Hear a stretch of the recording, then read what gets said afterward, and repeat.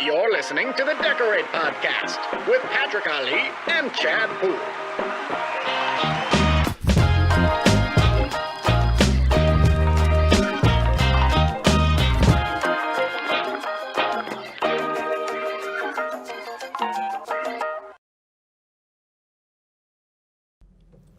Well, what's up, dude? Hey-o. We've taken a couple-week hiatus. Yes. Do we want to talk about it? We can if you'd like. Okay, well, as everybody knows, that Chad was a suspect in a murder that was in our studio. I was cleared. But his name was cleared. Yeah. No, we took a little hiatus just because we wanted to get involved with our other side of our social team. Joe and Lily and Rob and Maya and Chris and Adam all got involved in a cool little Halloween murder mystery last week, so that was fun. But that's why we took a week off for that, and then we took another week off because, as everybody can see at home, you know, obviously as the audience can see, we have a new setup, and I gotta say, dude, it feels kind of good. We feel uncomfortable because it's I'm not. new. I'm completely uncomfortable. I was just saying, I feel like a toddler. Like if I sit, I don't know if my feet it's a very big chair. It is a big chair. And I don't know if I like it. Yeah, but you know, like the funny Ricky thing Bobby is, this don't is know what to do with your hand. This is what I sit like this? Yeah, but this is what we subjected our guests to. They sat in this chair. These are the same ones. I mean, we're gonna plan on getting a couch love seat for our guests in here, so we have a big comfy couch for them. Now I know why the conversations were so uncomfortable, because they were physically uncomfortable. They were physically uncomfortable the entire time. Exactly. So we got a new setup. We're kind of formatting the show differently. I think that, you know, once you get a few episodes into a podcast, the funny thing is about podcasts, and especially podcasts in this industry, is that you don't necessarily know how it's going to go, and you don't know how it's going to be received. And we've gotten a lot of really, really cool feedback from people, good, bad, and indifferent. I mean, we accept all of it, of just little things that we could do to get better. So we kind of revamped our room. We're going to do some more changes in here that you'll see in the coming weeks. But all of it is just to deliver quality content. This is episode 17, I think. So we're almost to episode 20. I didn't realize that. Yeah, we're getting pretty close, and it's weird doing it every single week. You don't realize how quick. So, you know, we'll see a couple more changes here and there. Time flies when you're uncomfortable. Is that the saying? Well, when you're having fun, but in this case, yes. This is very reminiscent of a therapy session, which I do like, because it allows us to portray ourselves in a different light. Yeah, and maybe we'll get comfortable, and we'll pull back the curtain a little bit. Right. Well, and then also for your episode, I just thought of it. We're gonna do large format therapy with Chad Poole.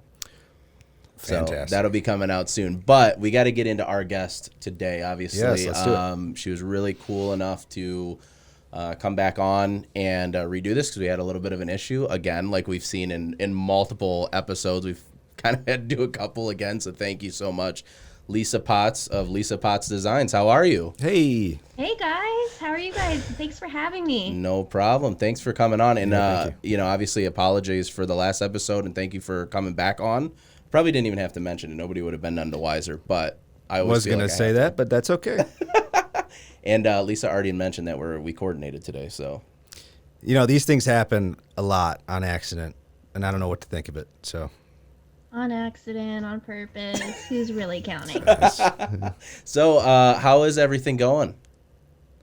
Things are going great. You know, I can't believe it's the end of October when we're filming this already. So keep it up, keep it busy. I have lots of cool things I've been working on, and, you know, trying to build up the whole Glowforge and vinyl thing. That's awesome. That's awesome. Yeah, I sent some product down to Lisa a couple weeks ago now, just to test out on the Glowforge, and I want to get into the Glowforge here in a little while. But to start us out, you know, just kind of give us a quick introduction on you. I know obviously you started at the Rhinestone world, kind of got into the industry through that way, and then decided to go off on your own and start a really scary world of social media influencing. I mean, it's tough, it's competitive, but you've seen to kind of make your way now as you're progressing. So just kind of give us the quick background on you. Yeah, so I am kind of a little bit of a Jill of all trades. I I like have been that. crafting for a very long time. I used to be a Cricut user, like back when they had the cartridges and Oh you yeah. had to like really work out to carry the machine. So I was using the Cricut all the time. I loved it. And then I went to school. I got my degree in advertising and public relations. And then out of college, I started working for a branding and marketing agency and was kind of building up my whole skill set. So I learned very quickly that you learn things in college and then you learn more practical things after you leave. Hmm. So I very quickly had to build campaigns and work on websites and do more video production, which eventually led me over to the rhinestone world. So Matt, he's very involved in a lot of people's lives around Yeah. that I know. He was a PE coach at a high school in the area that actually, like, my husband went to, a lot of our Yeah. groomsmen went to, like, very involved. And Yeah. so a lot of people like Rudy, who was mentioned on previous episodes, had him as a teacher, as a coach, and then would come to the rhinestone world. So we had a good friend of ours who was there. And at this point, my husband had started working there in the warehouse. And I remember saying, like, hey, like, you don't really do much for marketing. You do your trade shows, like if you want to contract, I'd love to help out, that sort of thing. And I ended up having a meeting with Matt where I just laid out all this stuff. A couple things were like not so gracious. I said, oh, I don't like this, I don't like that. Yeah. And I walked away getting a job. So Oh really? I came in as the marketing manager. And, since I did crafting, they're like, hey, let's have you do some silhouette videos too. We need to do more of that. So you can see I came in, and at that point, I think Rudy mentioned it in his podcast. They had a lot of that like black and blue and very Yeah. masculine Bold designs for a masculine place called fonts. Yeah. Impact right for font. a Yep. place called the Rhinestone World. Yeah. So I came in and I like my first campaign. I did like a Valentine's Day campaign. It was like pink and purple and all of that. And so I just came in with guns a blazing, but it was really great, and I could see just the power of building community around your brand. That's Mm. something that Matt does really well. Like, people, they feel like they know him. He's online all the time. Yeah. So I eventually moved over to a training role where I would do webinars and I would go to a lot of conferences. Like, I've gone to almost every all things silhouette conference. This one coming up will be the first one I haven't participated Yeah. in, and just a bunch of different stuff like that, and doing YouTube videos. And it was really great. I learned so much. I got so much experience. And then eventually it was just, it was time to go. I actually, like a lot of people who listen or watch your podcast, I am a weekend warrior Yeah. or a side hustle. Mhm. I have a day job. I'm a social media coordinator for a county that has, I think the latest number is 700,000 residents. Oh wow. So I do that during the day. But as I was doing that, I really missed being able to do videos and do my crafts. And I'd been eyeing the Glowforge for quite a while. And so I thought, hey, like, this is it. This is time. There are people moving to Glowforge a Mhm. lot. Like, this could be a good avenue for me. So thankfully, Matt got me used to being on camera and doing YouTube videos. So it was great. I was able to transition right into it, and I literally launched everything of March in this year. That's And awesome. I have been very fortunate. I've had a decent amount of growth and a lot of people supporting me, and I'm just so excited about That's where good. I am and where I'm going to keep going, in the next few years. Well, and you said something that's kind of important because Lily said this on our episode as well. Is like when you initially came into the company, with Matt and stuff.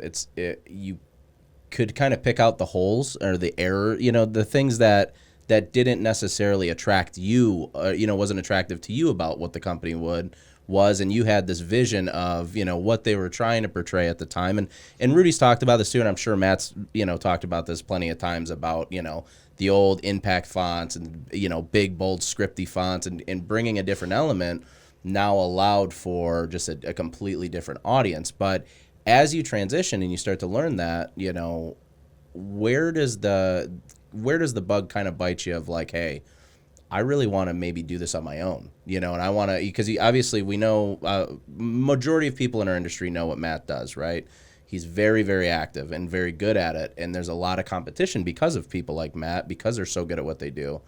Where did the decision come to say, you know what, I think this is something that I want to do, for myself? It's actually really funny. The good thing about being at the Rhinestone World is Matt gave me a lot of leeway and freedom to do whatever I wanted to do. Mm-hmm. So, he would sometimes come in and be like, hey, we need to promote this product, or I have this pack, do a video. But honestly, most of the time I could just do whatever I want. So it was perfect at Christmas time because all my gifts I made at work, and it was great. So honestly, it was kind of like a stage thing. I knew it was time for me to leave the rhinestone world, just for the fact that, like, you know, at some point my husband and I want to try to have kids, and like with how the industry is, you know, once you take time away, it changes so much. And so I wanted to be able to work on a different skill set for a while, so that if and when that time comes, I can kind of take some time but then jump right back in. Yeah. And so once I left, I still helped out and did some videos, and then after a while it was just, you know, it was too much to do between two companies, and so I kind of just stopped. And I thought about it, and when I wasn't doing it anymore, I was like, you know, I miss this. I want to do it. And I want to do Glowforge. I enjoy Glowforge. And so part of it was just a little bit of a necessity too. Like, I was very comfortable with the rhinestone world, and it was almost like being on my own. But once I wanted to bring in other things and kind of use a wide array of stuff, it was kind of like, okay, this is time. I've reached the point, and I just ran from there. Nice. So, obviously you have a very large presence on social media. You said you started your website in March. Is that correct? Yes. So I had been building my different social media, my personal social media, for a little bit. But then the end of February, I remember I put out a post on Leap Day, and I said, you know, Leap Day, something else. And I said, here's my Leap Day. This is my leap of faith. I'm starting this. And I just linked to my YouTube channel that had no videos on it, like nothing. And I got like 30 subscribers in just a couple of days, just from friends and family and people I know wanting to support me right away. And I just went from there. Took off from there. So throughout your career at the Rhinestone World, obviously you got thrown in front of the camera pretty quickly. Do you still get nervous? Did you build confidence throughout doing these, you know, proactively throughout the years, or is it still you know, more of a confidence level based on what the topic is, or how does that work for you? You know, it's funny. I think I remember having a conversation with Rudy about this a while back, that Matt kind of lucked out with the two of us at first. He surely did. I grew up doing like performing arts. So I did like theater and stuff like that. So I'd always been accustomed at people looking at me. And then part of my time in college, the public relations part, I had to do a lot of presentations, and I was used to doing that. So at one point I was kind of a little bit nervous because I was in front of a whole bunch of people. But I think what's cool is that I don't super love the phrase, like, if you love what you do, you never work a day in your life, because I think that, like, no, you're still going to work. It's just something you like. But I really enjoy what I do, and I found that I enjoy the teaching part of it as well. So it's not hard for me personally to be in front of the camera, just because I'm just talking about something I like. You know, I'm just going on about it. I think the hardest part is when I've gotten to the point where if I'm filming, it's weird when people are in the room with me. That's where I feel uncomfortable, because it's like I'm talking to a camera, but there's someone right over here. Why am I not talking to them? I did a Facebook Live the other week where I put up this huge decal, and I had to have people with me because it was a 6 foot wide decal. Which, by the way, I saw that one. I was watching. It was awesome. Yeah, it was a lot of fun, but I volunteered my friends for it, and then we had some other friends who were in the area who just like sat in the room. So it was very uncomfortable because you could see me and one other person on camera, but there were 4 other people in the room. Yeah. And that was actually a live that I got nervous for because I just felt strange. Yeah, it's a different element. That's like I always equate that to like whenever I would be working on printers or something, I'd have a customer like behind my shoulder, or even when I'm doing like yard work and or work around the house and my wife's watching. I'm like, don't watch me. I hate this. You're putting the pressure on. I'm already doing a good job. Well, let it go. And I think just human nature, we put a lot of pressure naturally on ourselves already. So like that added element, you know, like one of the hardest things, we were just talking about the Halloween episode, or things that we did for the Halloween special last week. The murder mystery, but like sitting in a room, even then the interrogation, you know, we're all sitting there, you know, spoiler alert for anybody that watches it and thinks that was real. But we're all sitting there beforehand. Look at her. She's like, what? Wait. Rob's here. Rob's with us still? Rob's with us still. But, you know, we're all sitting in a room, and it's really funny. And I mentioned this multiple times to Rob. It's like, Rob is the one that's filming all of our stuff, and we have to sit in a room and basically talk about how we hate Rob. You know what I mean? While he's watching you do it, it just adds another element of anxiety, I think, to something that's already, you prep all of these things, you want them to go perfect, but that's another thing too, is you have that barrier between you and the audience of the camera or the computer in front of you, and it gives you a little bit of comfort. And I mean, we even do that sometimes too. We get nervous in here because we realize that we're both listening to what each other's saying, but on your end, it's just you and I talking, or you and Chad talking. So, well, to speak on that a little bit, it made me more comfortable knowing that Rob was in the room recording. Yeah, because I just saw his face and it was like, this is easy to hate. So, this is easy. No, but with that said, I have to ask you. I didn't see the decal, you putting that up, so that was my mistake. But did you use the hinge method? I did. Yeah, all right. Yes. I'm a with big fan of the hinge method, especially with a decal that large. I had to modify it a little bit. I was using a lower tack wall vinyl because it's in a temporary space, and I used my normal transfer tape, so it wasn't releasing as well as it could have. So on the second part, instead of pulling from the middle, I pulled from the outside because I could control it a little bit more. But yes, actually, something I want to talk to you about now that we're on the subject of that live that you did, and Chad, I think you'll find this interesting. Talk about your concept for the stencil and how you line up like the words with the logo, because I thought that was really interesting. And then I saw you post about it later, and it just made so much sense. Yeah, and I'm actually in the process of, I'm going to film a YouTube video for that as well. So I have done in projects past different ways of aligning up a larger design. And so I wanted to be able to do large designs, but cut it all out on exclusively my 12-inch Cameo, so I don't have to use a larger cutter. And so in the past, I've done things like registration marks, or I did a large decal before, and I just made a large line that went through the entire thing in vinyl, and I would line them up. It's like tiling. And they were okay, but not super great. And so I sat there and thought about it, and I've been really into using different pieces of scrapbook paper to help with lining up, whether it's a jig for my Glowforge pieces or whatever. Yeah. And so I took my design, so I have it laid out in here, and I made a square that was just slightly smaller than an 8.5 by 11 piece of paper, because that's what I have the most of. And I laid it out behind the design so that it was overlapping or below two parts of the design that were clearly going to be two separate cuts. And I just used the modify panel in Silhouette Studio. I did a subtract all instead of subtract, because when you do a subtract all, it just gets rid of what's overlapping, whereas subtract all is going to get rid of that top shape as well. And so it's literally like a stencil or a puzzle piece. So once I put up my first part of my design, I took the piece of paper and it had cutouts where the design was, so I just lined it up with the bottom cutout. So then wherever the next space was, it was really easy for me to just line up where my decal was going to be next. I just taped it on the wall and did another hinge method. And very creative. And what was cool that I saw is not only did you do it in the live, but you also did that large canvas piece too that I saw. And it had, it's obviously a large canvas, so it's got to be centered properly, or it's going to, it's not going to look straight. And she had showed that method, Lisa showed that method with that large canvas, and it came out beautifully. So is that on your Instagram, Facebook, or both? It is on my Facebook. Okay, cool.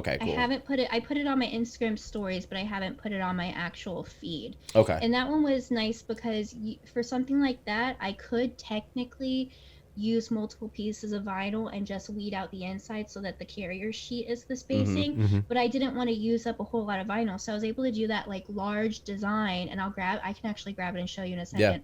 That large design with literally just a foot of easy weed. Really? I just lined up my design to all fit within that one sheet. That's awesome. That's awesome. Yeah. If you want to grab that really quick, it was something that was cool. I just thought that it was because we all found different ways, and we learned, tiling with doing the walls and stuff like that. It just made it super, super simple.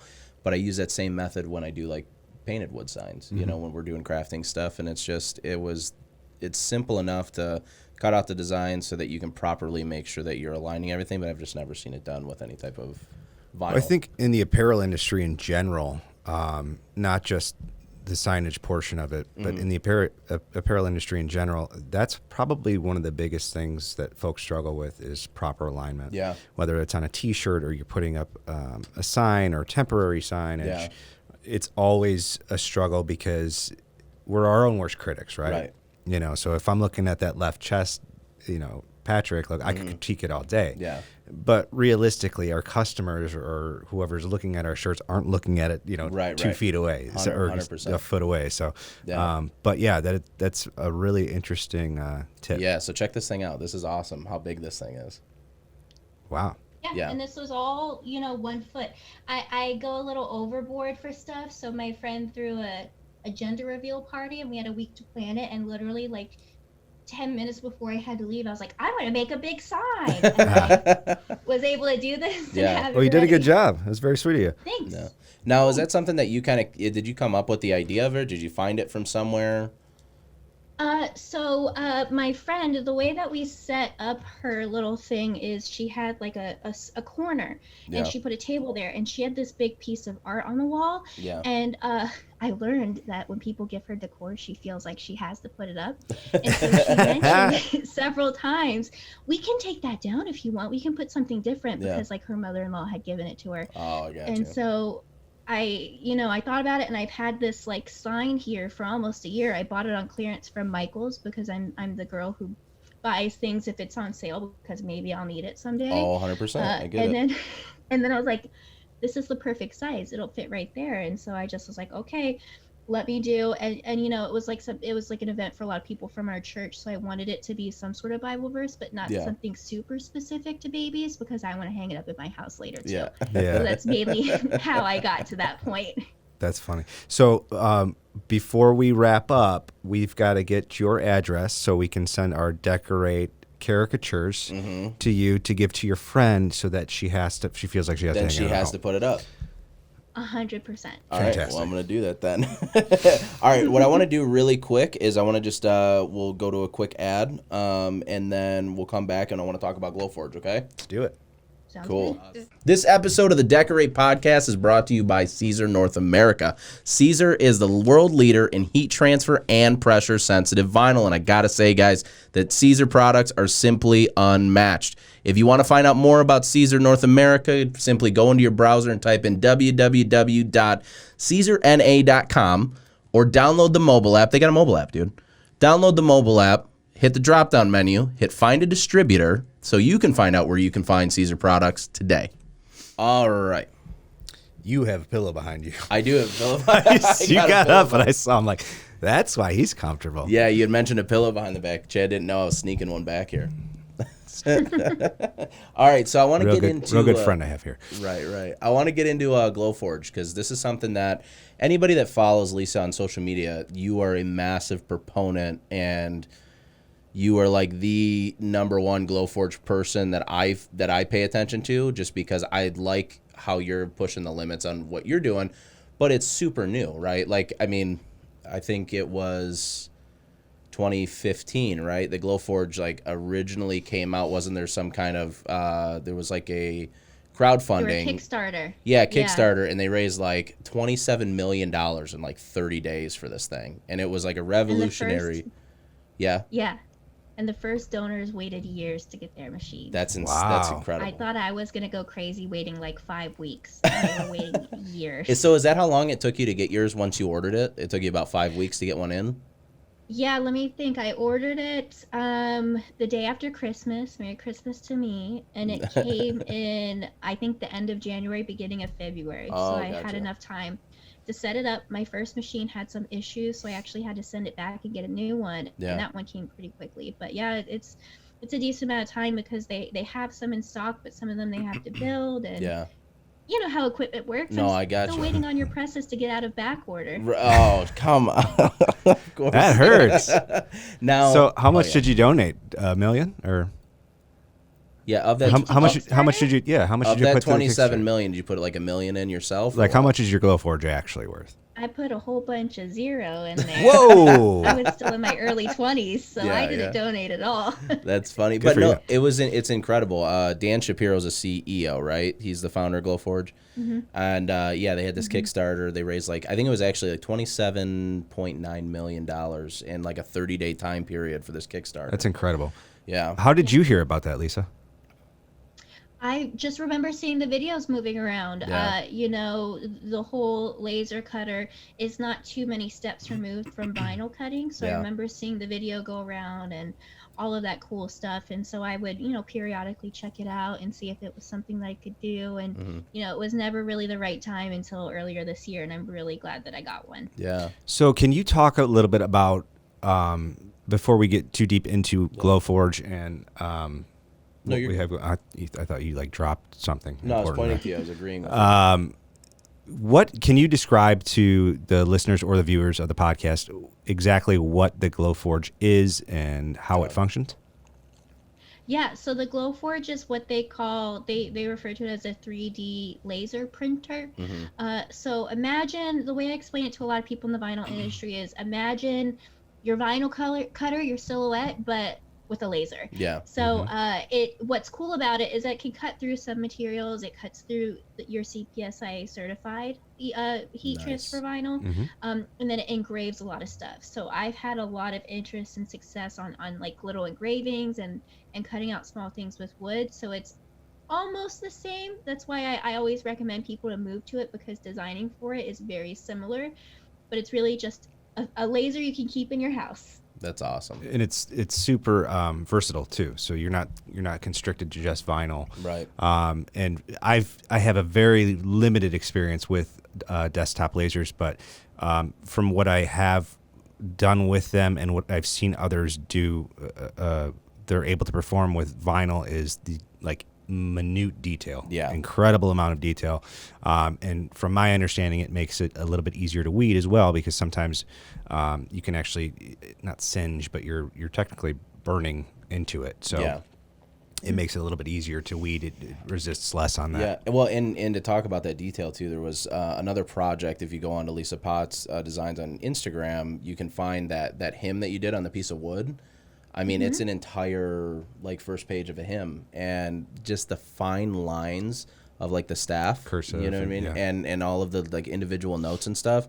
I mean, it's super super fine detail, which is incredible to me. That's Yeah, awesome. and one cool thing about that is the Glowforge software allows you to bring in raster images or pictures. So I didn't even have to convert it over to vector. I literally I think I downloaded it as a PDF and did a quick convert to a JPEG, and I was all set to go. Really. That's awesome. That's really really, Really cool. Now, cool. because it is a desktop, and I obviously we see it in the background there on your camera, but because it is a desktop, basically laser, is there any filtration or anything like that comes along with it, or is there any extra steps that you have to take, obviously, to prepare a room to have one of these things? Yes. So desktop is also a general term, like a generous term. This thing is pretty large. It doesn't fit on every desk. But yeah, the way the laser works is that you do have to have some sort of filtration. It vents out, the smoke from the cutting or the engraving. So I have right here, there's actually a window. Yeah. So you do need to vent it out of your home. I have a window that I lift up and down, and I have a little metal piece that I just pop in there so it vents out. Okay. Some people just stick the hose out the window. Yeah. It's basically like a dryer hose. Yeah. And some people, if they're in a workshop or they know they're going to do this, they'll actually cut holes They'll in their build it wall out. and Yeah. just have the hose go out there. Gotcha. Yeah, because isn't it with the industrial ones? Isn't it called a boofer? Is that the filtrate, the little BOFA. BOFA? It's BOFA like filter? a BOFA filter that'll actually filtrate that thing. I don't know a lot about this stuff. boofer. But I do know. It's a boofer. But yeah, You were close. The BOFA. Yeah, it was close. I've heard the term. So, so talk about now, because now you doing these different videos and things that you've been doing with Glowforge, you've now formed a relationship, obviously, with the Glowforge team. I understand, and you actually have your own link or your own website that's for Glowforge, correct? Yes, they just approved me to have a link. Basically, it'll be glowforge.com/Lisa Potts Designs. But right now, at the time of filming, the redirect isn't working. Oh, okay. So don't use it right now, but I will have it. Awesome. And a couple weeks ago, they did use some of their social media channels to kind of promote my live and drive people over there. So That's I'm really awesome. excited about that. I'm hoping that, I can continue to work with them and help them with content. They do a really good job with their live streams and building a community with their customers as well. So hopefully I can continue doing that with them. Very cool. You might see my dog in the background. Oh, that's okay. Oh, no. So with that Just said, we don't want to discourage people from going there because this may come out in a week and it may be up. So right. For sure, try and check it out if it's available. I want to talk to you a little bit about your business model in general and how you've branded yourself. I think it's really unique, and I think it's I commend you for it because it's something different. So can you kind of describe to the people at home what the Designs by Lisa Potts is, and then you have more of a remote training. Just kind of explain your business model to people that don't know. Yeah, so I have built my business to be a resource for people. So I have Lisa Potts Designs, and I do training, YouTube videos, basically a craft channel, but I also have separate training that I do as well. I have it listed on my website. So I have found when people are new and starting, or even if they're just trying to learn something, it's way easier than doing a YouTube video for a bunch of people to just have a sit down, like we do a Zoom call and I record it for them, and we go through the software, we go through whatever they need. And so I've seen that a lot of people have existing businesses, or they're wanting to like really get started, and they're having a hard time understanding what's a vector design, like how do I know where it's going to cut, like what does the software mean. And being able to just get a one-on-one with someone and I explain it, here's this, here's that, and then I can also, answer their questions. Well, does it mean whatever? And I'll say, no, it's more like this. So I've been able to do the training side. And then I do know that there's going to be a lot of people that watch that don't have a Glowforge, or really, some people just like to watch craft channels to watch craft channels. So I have a sister store on top of that I have a business partner in, and it's called Two Sassy Gals.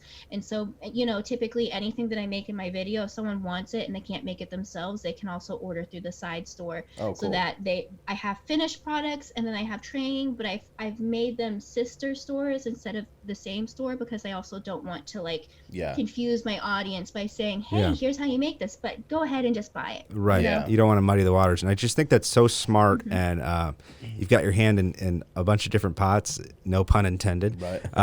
But I think it is really smart, and I commend you for that. And the other thing that I really like about that is when you're doing a remote training session, and this is coming from a technical background, you can find people that they can vector raster images all day long better than I can, but they may be weak in a certain area. So you can really tailor it to their needs.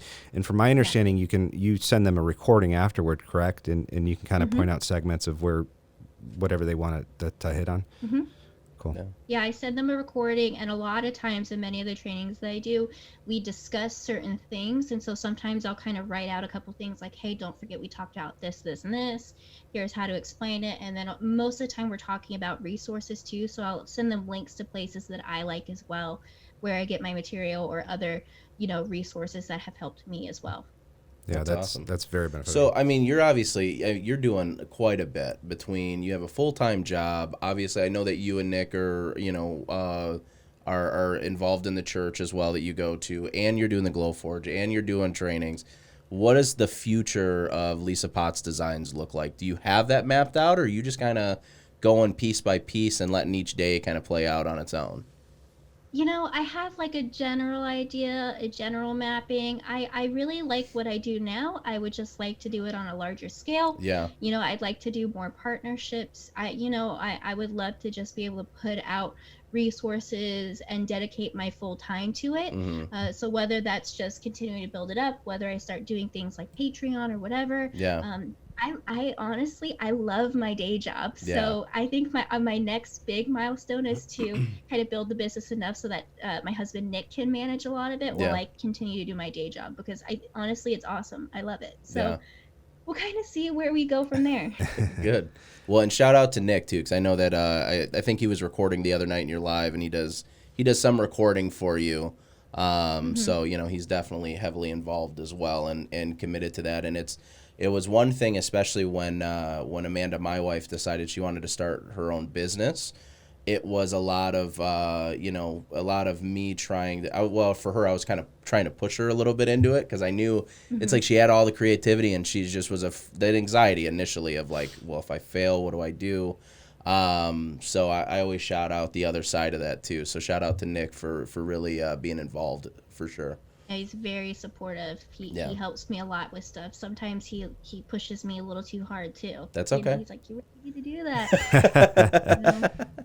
Well, That's it cool. sounds like he kind of has to because you don't have any time. How do Yeah. do you sleep? For real. You know, I do sleep, but as you can see from some of my lives and stuff, I also, it's really important to me to have time with friends and like build those sorts of Mm. relationships. So now I've just incorporated them like into my business, and it's Yeah. really cool because they can kind of see that I'm not just this girl like making stupid YouTube videos for fun. Like, you know, if Yeah. they I was there basically, if they once. want something, they have to participate. Yeah. So it's been really great, and honestly, I know it sounds silly. I have this super cool lap desk that I got from Amazon. It's so Nice. cool. It's got like a mouse pad, and I just bring my computer. So a lot of times when I'm with my friends, I'm still kind of working on stuff and participating, but also, you know, Yeah. working towards the future too. But that's the way to get people to do the same thing you're doing too. Like, you know, if you really are passionate about something, I feel like and you might have already seen this, that your friends are starting to kind of take notice of that, and then they get interested a little bit in it too. Because like even in your live, they look like they were all having a blast. Even though Yeah. the couple minor mistakes and stuff that were happening that only somebody like us could pick out, you know, maybe not everybody knows is skilled enough to pick out like where some things made a mistake, but they're having fun too, and they can see that, and you get to have you know, a little bit of quality time with them. It's just you're putting it Hmm. on your platform where other people can see it. You know, it doesn't have to be a Yeah. big scary thing. And I think what also helps is that you do have viewers who are still like dipping their toes into this Hmm. and deciding, do I want to get into this business? Sure. And so when I bring people that have no experience at all, and you just give them encouragement and coaching, and look, they've made this awesome thing. You know, you also have that added benefit that there are people who are scoping it out. They're like, hey, they had no idea what they were getting themselves into, and they pulled it off, so Yeah, I can do it too. for So it sure. kind of benefits everyone, really. Yeah. That's awesome. With that said, I wanted to talk to you a little bit. Two things before we jump in. I want to talk about Silhouette a little bit because I know you have an affiliation with them. With the Glowforge, do you know the sale price of that item? Didn't you say you have a promo? I don't know if that's toward the machine or training. Yeah, so if so I have a specific link. You can still get a Glowforge through my link. It's just I use a bit.ly shortener for it, and it's on my website. But there are three versions of the Glowforge. You have a basic, a plus, and a pro. Um, they all work great. I use a pro because it's got the most power, the fastest speed, and it's got something called a pass-through slot. So as long as it fit, just like a vinyl cutter, as long as it's within the width, you can feed like endless length of stuff through there. Oh, that's Oh, cool. So if you go to the Glowforge website through my link, they have discounts. So you can save, I believe it's like $100 on a plus, I think 200 or 250 on a plus. Sorry, a basic is 100, plus is 250, and then if you use my code, you can save up to 500 on the pro. So wow. they kind of go. I think the basic is around $3,000, and the Yeah. pro is around six, which is a little bit more of an investment. But me and everyone else I've talked to that has moved to Glowforge, we've all made our money back faster with Glowforge than anything else. Really? And especially now we're filming this the end of October, the holiday season is coming up. Oh yeah. It is insane how many people want laser goods. Like I already have, just from like talking about little things that I've made, I already have like a whole list of stuff to make just from my like inner circle of contacts, Yeah. not even through promotion. And you can charge a premium for a lot of these products too. Yeah. I think that's where it's not a lot of overhead, you know, in hindsight, Yeah. looking back on it. You know, your profit margins are probably way higher with a higher ticket item like a Glowforge than a vinyl. Yeah, Yeah. especially if you're a vinyl user already. A lot of the things that I do is I like to do packages. Handwritten recipes are huge, so a lot of times, you know, in the past we've done them on tea towels and stuff like that. Well, that design is already vectorized, and so when you engrave it on a cutting board or charcuterie, all that sort of thing, you're not doing any extra work. You're just running your laser on it, and anything that's engraved has a way higher perceived value value. Yeah. So you're right, you can charge a premium for it. Well, and to the point of both of you, just to kind of tie those in, is like you can get a GX24, right, for like $1,900, $2,000, somewhere around there. If I'm willing to even get the, even the base model Glowforge, yeah, I'm paying a little bit more for it. But at the same time, that You're that more versatile. Glowforge, that Glowforge can cut vinyl, but a vinyl cutter can't laser engrave. It can't etch. You're Right, more and it can't versatile. etch. Yeah, for sure. Now, obviously, there's craft cutters like the Cricut Maker, that allows you to do some small etching and some small carving out of like MDF board or thinner materials. That Glowforge, especially with a pass-through, to be able to do something extended is pretty incredible. Now, I do have one quick question about the pass-through. Typically, when you see, if anybody ever sees an industrial size, either laser cutter or water, mainly like a water jet cutter too, water cutter, you'll see that in some of them, they have basically like a grid that you would put your material down on and it would cut. Now, a lot of water jet cutters and some larger format laser cutters, you're actually putting a small screw in to just keep the piece stable while it's cutting, right? With the pass-through on that thing, how does it work? Is it something that you have to monitor the entire way through if you're going to put a large piece of, say, a large table that you're going to be able, that can fit in it, but you're going to put it so it can engrave the entire thing? Do you have to sit and monitor the whole thing, or does it stabilize it pretty well? So yeah, you kind of have to monitor it. You can kind of put things up to prop it up or hold it steady. What's really cool about the pass-through with Glowforge is they just came out with a new beta version of it that you only have to do very minimal alignment with it. Yeah. It has a camera in the top of it. So when you start your project, you do your cut, it'll do the whole thing, and then you start feeding it through, and the camera will detect where the edge of your design is and align the next section and just go from there. Okay. It's really cool. Yeah. Yeah. So it's got brains. Right. Smart. Well, and to Got some justify brains. the price point too on a Glowforge, not that it really needs to be justified if you watch some of your content, but everything, it's hooked up through Wi-Fi. So when you get software updates or you need help, it's easy to get somebody to remote in and actually work on your machine, from what I understand, correct? Yeah, and because it's hooked through Wi-Fi, they can kind of detect like different problems in there. And so it's really nice because a couple weeks back they updated their servers and a lot of us were having lag issues. So I emailed in, I said, "Is my machine okay? I'm having problems." And they were like, "Oh yeah, we checked your logs, you're all good. Like, so sorry about that. We That's updated awesome. our servers," that sort of thing. Another funny thing about it though is because they have access, if it gets stolen, they will brick it. Oh, And really? so there have been people who, I think Joann's rents them out or you can use them. Someone stole a Glowforge from a Joann Fabrics and tried to use it. And of course, it was reported stolen. So Glowforge just bricked it. So they have a Really? 40-pound paperweight now. And they're Oh my getting God. 10 to life now too. Yeah. And they're getting 10 to life. That's crazy. Yeah. So I wanted to ask you. This I guess is a good segue to tie things in. If you're a busy lady like yourself and you've got a lot of projects you're working on, the Glowforge sounds fantastic. Yeah. But if you're doing, let's say I've got 40 signs that I'm doing etching for, at some point you don't want to tie all your eggs in one basket. So talk about, I think this would be a good point to talk about a silhouette, Right. or another vinyl cutter that you can use while utilizing the Glowforge as well. Yeah, so Silhouette is my first love. I mean, even before Cricut, like I love Silhouette more than anything else. So I really love it because, there are different pros and cons to it. You don't need Wi-Fi for it, which is really useful. Yeah. So a lot of the projects that I like to do, I like to kind of do part of it on the Glowforge and do part of it on the Silhouette. And that's part of the reason why I pair the both, so that if one goes down, I could use the other. Exactly. But it gives a lot of flexibility, and it's great for me because I like to use my Silhouette for prototyping too. So, Glowforge, the laser tubes do have a lifetime. Like you can use it a lot, but eventually the tube will blow out. So if it's not a project that's really important for me to run and I'm trying to test out sizing, I'll cut it out in paper on my Silhouette just to kind of make sure I have it set up correctly. That's unique. With that said, do you have an affiliation with Silhouette? Yeah, so I am actually a Silhouette affiliate, so you can, some of the exclusive sales you can get to through my link. I built a relationship with them through different shows that I went to. So, I did a lot of the videos. A lot of times if you search Silhouette videos on YouTube, There's one video that I did on it was like pressing 2 colors of vinyl from Caesar, and it's got like 1 million views. It's Really? insane how many views that video got.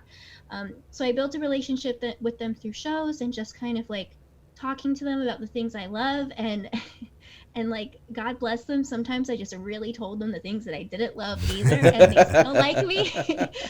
So I do have affiliation. I kind of help promote their sales, and I'm a big advocate of Silhouette, and one thing that I like about them, and Glowforge is the same way as well, is they have their stuff, but they're not super proprietary. So you can see that with the business edition upgrade they have for the software. You can export your files in SVG and use it in whatever machine you want. That's what I do now.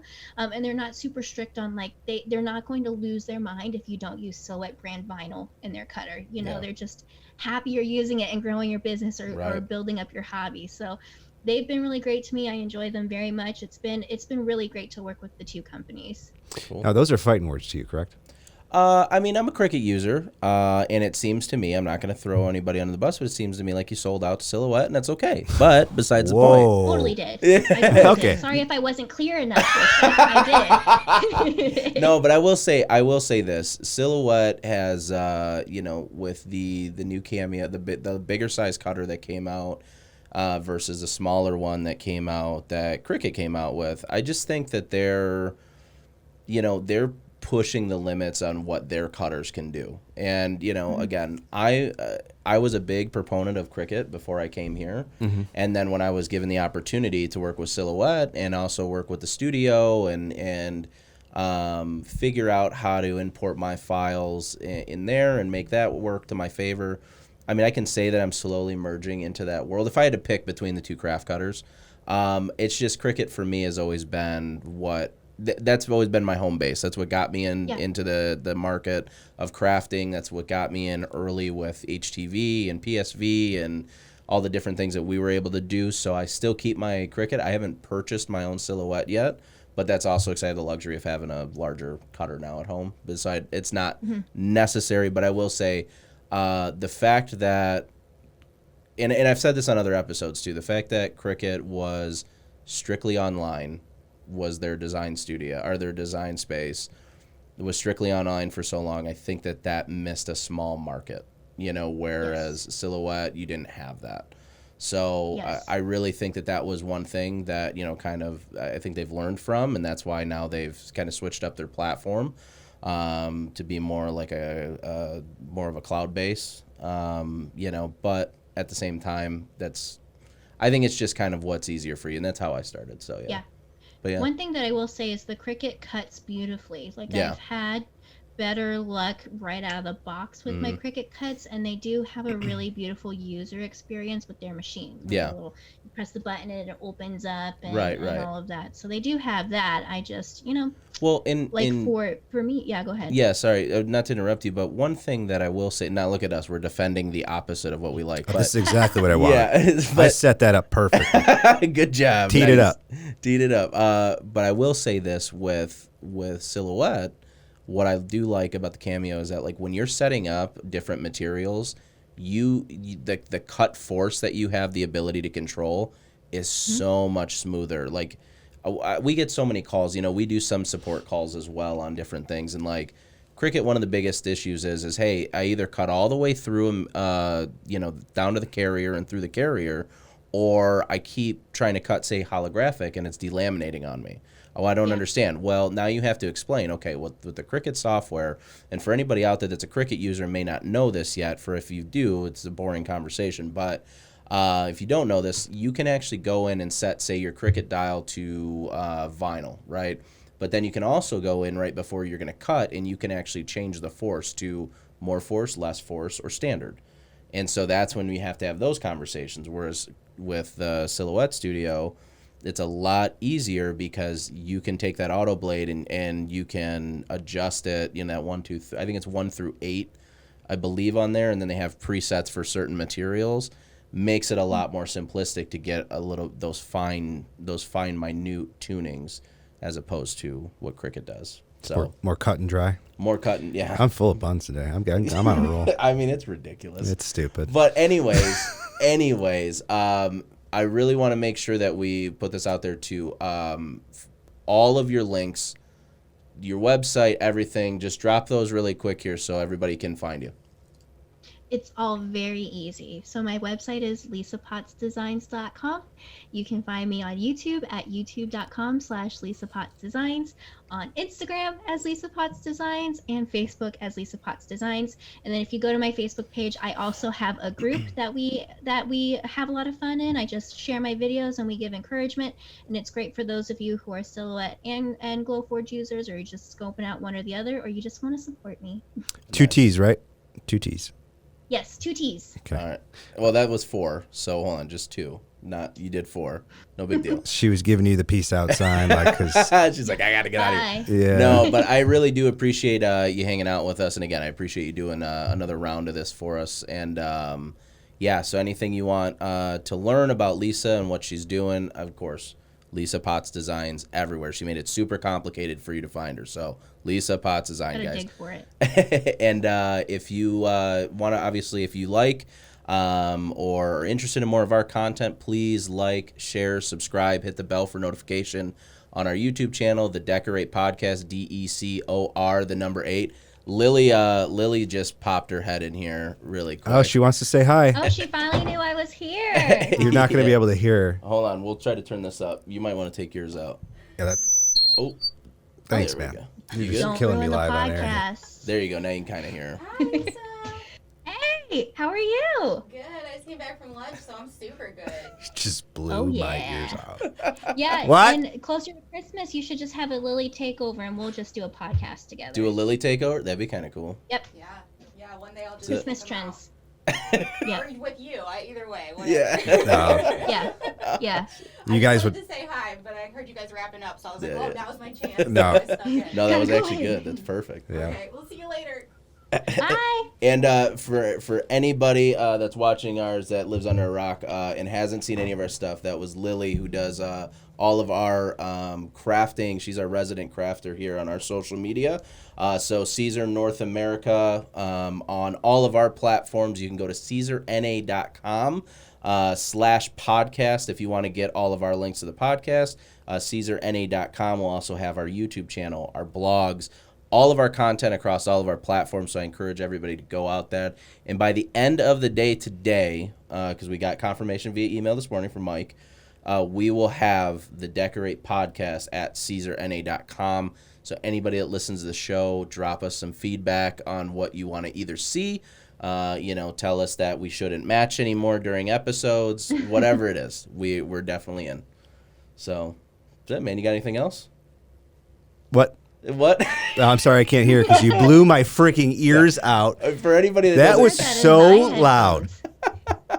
Did I you heard it too. Did you hear it too? I'm sorry. You heard that through my ears. That's how loud that was. So for anybody out there, we run everything through an interface, and I wanted to make sure that Lily could hear Lisa. See, I gotta be very slow. Lily to hear Lisa, so Lisa and Lily could talk. Lily, Lisa, Lily. Okay. Anyways, I blew everybody's eardrums out with some yeah. But no, I am excited about the email. The Decor8 podcast at CaesarNA.com. We look for any feedback, constructive. You can be as mean as you were to Silhouette at first. We welcome that. Any topics you guys want us to touch on, the welcome run dry. So topics, shout outs, anything like that. So we encourage everybody to reach out to us, and we look forward to interacting with you all. Sweet. Thank you so much for hanging out. Yes, thank you, Thanks for having Lisa. me, guys. It was so glad trying it again. Hey, and real quick, I know Here's to you're. hoping this goes up. Yeah. Oh and no! real quick. Bye, guys.